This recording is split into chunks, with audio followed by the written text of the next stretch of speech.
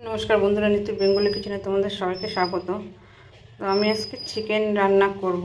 तो चिकेनटा आमी किभाबे रान्ना करब सेटा तुम्हादेरके देखाबो और की दिए रान्ना करब सेई उपकरणगुलो तुम्हादेरके देखाबो।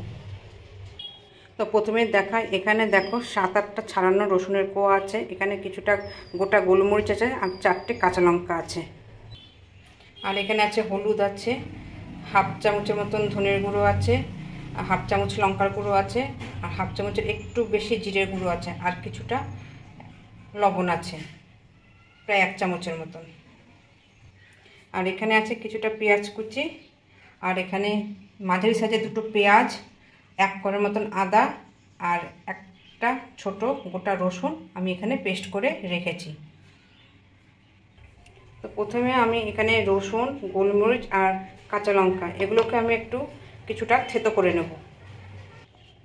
এখানে দেখো আমি এগুলোকে থেতো করে নিয়েছি, আদা থেতো করে নিয়েছি, রসুন, কাঁচা লঙ্কা আর গোলমরিচ এগুলোকে সব আমার থেতো করা হয়ে এবার আমি এগুলোকে মাংসের মধ্যে দিয়ে দেব।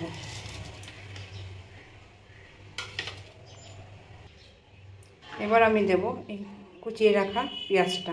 এখানে কিন্তু মাঝারি সাইজের একটা পেঁয়াজ আছে কোচানো। এবার আমি এই মশলাগুলোকে দিয়ে দেব। তবে এখানে কিন্তু আমি 1 কেজির মতন মাংস নিয়েছি। এবার নুন ঝালটা তোমরা কিন্তু তোমাদের স্বাদ অনুযায়ী দেবে। এবার আদা, রসুন আর পেঁয়াজ বাটাটা দিয়ে দেব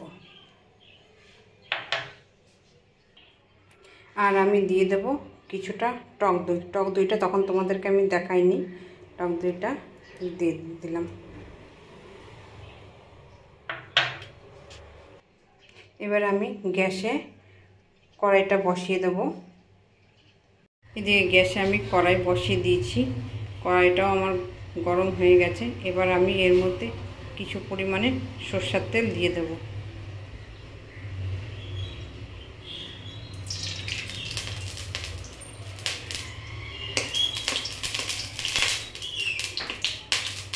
এবার তেলটা আমার গরম হবে, ততক্ষণ আমি একটু ওয়েট করি।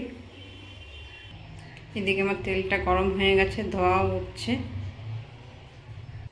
এবার আমি এই গরম তেলটা যে মাংসের মধ্যে আমি দিয়ে দেব কিছুটা পরিমাণে। এবার আমি তেলটা দিয়ে দেব।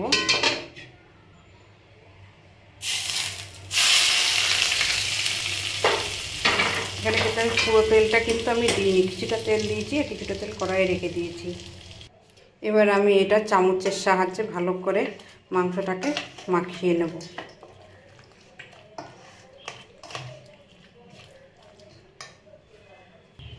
মাংসটা আমার ভালো মতন মাখানো হয়ে গেছে। এবার আমি এটাকে আধ ঘন্টার মতন রেখে দেব ঢাকা দিয়ে। মাংসটা আমার ভালো মতন মাখানো হয়ে গেছে, এটাকে আমি আধা ঘন্টা ঢাকা দিয়ে রেখে দেব। মাংসটা মেখে রেখেছি, আধা ঘন্টা হয়ে গেছে। এবার আমি কড়াই বসিয়ে দিয়েছি, কড়াইটা আমার এদিকে আমি কড়াইটা বসিয়ে দিয়েছি। কড়াইয়ের মধ্যে বাকি যে তেলটুকুনি ছিল তার মধ্যে আমি এইগুলোকে দিয়ে দেব। গোটা গরম মশলা আছে, কিছুটা জিরে আছে, দুটো তেজপাতা আছে, এগুলো আমি এই বাকি তেলের মধ্যে দিয়ে দিচ্ছি। এবার আমি মেখে রাখা মাংসটাও দিয়ে দেব। এবার আমি তেলের মধ্যে মাংসটা দিয়ে দিচ্ছি, মেখে রাখা মাংস। এবার আমি এটাকে নাড়াচাড়া করে নেব। আমি কিন্তু এখানে প্রথমে যে তেলটা গরম করেছি তার কিছুটা তেল কিন্তু আমি মাংস মাখানোতে দিয়েছি আর বাকি তেলটুকুনির মধ্যে আমি রান্নাটা বসিয়েছি। এবার আমি মাংসটা কষতে দেব। এবার আমি এটাকে ঢাকা দিয়ে দেব। এবার আমি ঢাকনাটাকে তুলে দেখব।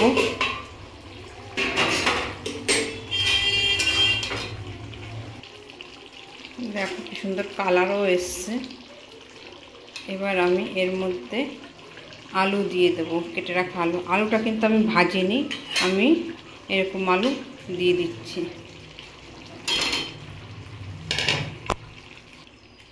তোমরা চাইলে ভাজা আলুও দিতে পারো।